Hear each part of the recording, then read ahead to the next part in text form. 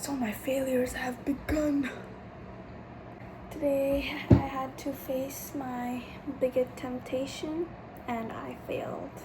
I fell into the pit. No, it was not my ex. It was chocolate. Hershey's chocolate. It was just, I just opened the Almira, opened the cupboard, and I saw like there's this little poor Hershey's chocolate. I'm like, oh my goodness, my baby, what you doing here? And then I had it. So I officially broke my 31-day plans, but we're not gonna stop. We're gonna keep walking because we're not running after perfection. So what? You had a chocolate and you already have acne here. So what? But you know what? I didn't even read this book today. So I'm gonna do it right now. And I have something to share today, but like, if you're looking for a lot of information, you're not gonna get a lot of information, but I'm gonna tell you everything that's happening in my life. So I read Romans 2 and I read the second part from the verse 17, and what I got from it was, girl, you're judging others, but look at yourself. Yeah, just that. So practice what you preach. And what I read was, and true circumcision is not merely obeying the law, it's the change which the Spirit produces, and always seeking praise. I cannot understand my writing. It's like, oh. So, you call yourself Jews, are relying on God's law. You boast about your special relationship with Him. You say it is wrong to commit adultery, but you do. You teach others. Why don't you teach yourself? And this is like a slap to my face because I'm low-key that person. It's okay, you can judge me. But what we learn from this is, look at yourself first. Do you remember when Isaiah was in God's presence? Before that, he was yapping like, this is wrong, everyone's dirty, everyone messed up. But when he was in God's presence, he was like, oh dang, I'm messed up too.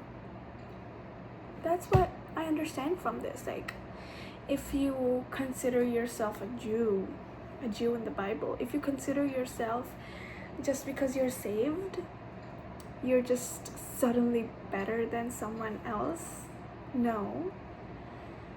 You still deserve the wrath of God. It's not you. It's the grace of God which saves you. It's not your work. So what you should be seeking after is, we should be seeking after is sanctification. Let God change your heart. Be humble. Be humble. Be humble. Yeah, so just because we're Christian, let's not have a legalistic spirit, you know? Like, oh my goodness, I don't sleep with men. But girl, they are living that life outside, but you are living it behind doors. Am I lying? God is gonna judge your secret life. God is gonna judge my secret life. Let's look inside first. For example, right now I see a lot of trend on modesty for women, right? And yeah, it's good. Modesty is the hottest, you know? So in church, where I come from, there's a lot of politics. There's like, goodness, look at that. And the aunties like gossip, like they're like low-key jealous because that outfit would not look good on them. So yeah, let's not act crazy, okay? Calm down.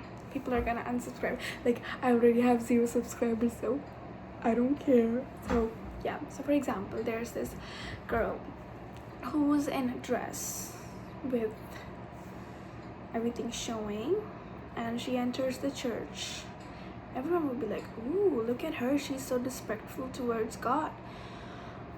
What do you know about her situation? What if she suddenly needs God? What if she was going out and she felt so empty and she saw a church and she was like, let me go inside and let me get what they're offering. Let me receive it, and you're out there hating. That's pretty chihuahua of you. That's pretty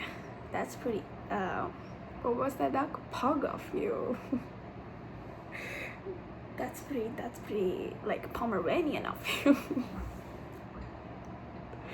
Yeah, but sometimes when we go deep in God, like we go closer to God, we like start to have this deception of like self-righteousness. I have experienced it, and sometimes I do, and yeah, it's so normal. I'm not even lying. Like if I'm reading the word too much and someone's not, I would low-key think that I'm better, but I'm like, no, what does the word say?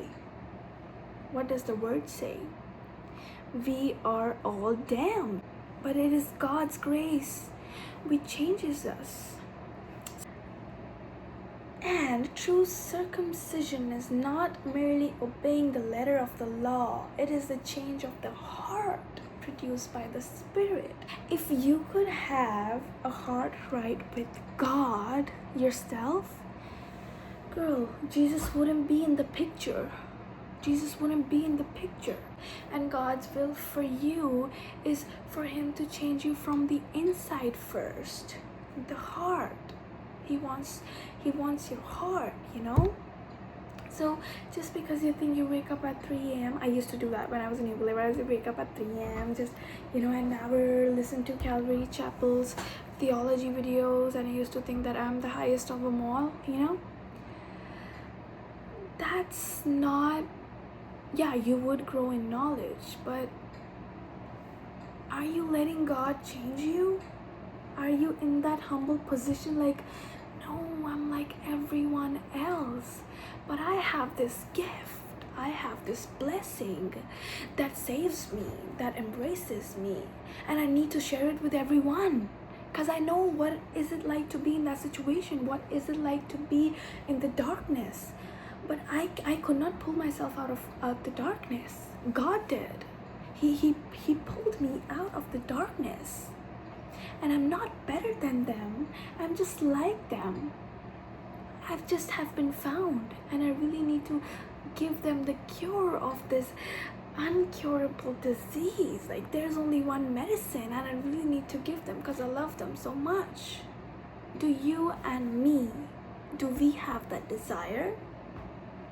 If no, then we should pray about that desire, because God's last commandment was, Jesus' last commandment was to spread the gospel, right? How the change produces, how God changes us, is when we like cling to Him, like Jesus, Okay, let me drop my Christianese. It means when we have the right heart position, when we have that humble position, no, God, I need you, I'm damned, and just by your grace I'm saved, and now I want you to change me, I want you to like make me like your son. That position is enough, and rest is God's work. Like God's gonna deal with everything, And a person with a changed heart seeks praise from God and not from people. So if your heart is being changed, there's always a fruit. And in Romans, it says the fruit is not people pleasing. The fruit is not having the fear of people. Introspect. Do you like to praise people more? Get praise from people more, or from God? To be honest, I was a heavy people pleaser. Yeah, I'm still one. I have to confess. But now when there's something, I would be like, oh, is this offending God? it's not, then go ahead and please. Just that. I mean, I could be wrong. Like, okay, don't consider me as your teacher, okay? Please do not. I'm just sharing what I learned, okay? So, that, okay, please. And if I made any mistake, I need you to, like, tell me if anyone's listening. If not, then maybe in the future I'll put a comment in my video like, hey Joel, what the heck are you talking about, you know? Really important to let God, like, change me. I have to, like, share my day with you too. Today I feel, I'm not gonna lie, I feel a little bit, you know, disrespected. A little bit, because I'm living right now. Take away the spirit of gossip. Jesus, hallelujah. Jesus, take away the spirit of gossip. Okay, so God is good. So yeah, I feel a little bit down, but that's okay. I should have a serving heart, and my weakness is I'm very weak at confronting. Like, there's one thing to have humbleness, to have a serving heart, but you should also be ready to confront. So yeah, I'm gonna do that. I'm not gonna gossip with you guys. As much as I want to. Like, I wanna get petty. I wanna get like clap back, but Jesus is controlling my inner, inner yeah, but yeah, it's been 14 minutes and I'm just yapping. I don't know if anyone's gonna see it, but yeah, let's oh, I'm sorry guys, let's do 16 minutes. Let's like push it up till 16 minutes, and let me see if I read something from the second chapter. This is crazy.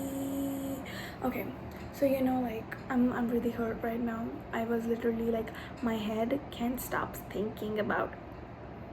Okay, so I read this from this book, Love Like You've Never Been Hurt. You don't just need a good memory, you need a good forgettery to move forward, to let go of the past. You have to release and move forward. You have to release what is behind you and reach for what is before you. If you will reach for a new day, God will begin little by little to release you from the past. So what I see is, like, let me give you an example.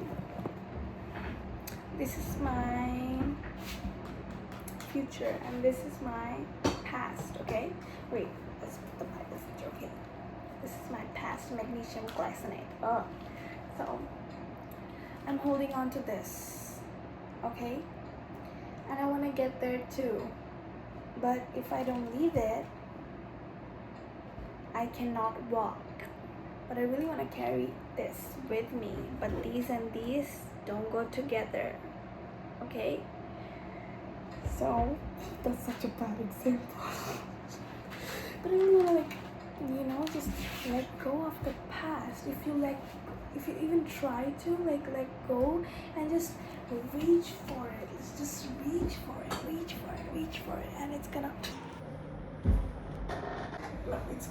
heal you. It's not gonna kill you, okay? God's gonna heal you. God's gonna heal those parts of you. You have to have the desire to pursue the day, to pursue the future, to pursue. Okay. Oh, 17 minutes. Okay, I need to stop now. Thank you so much. Bye-bye.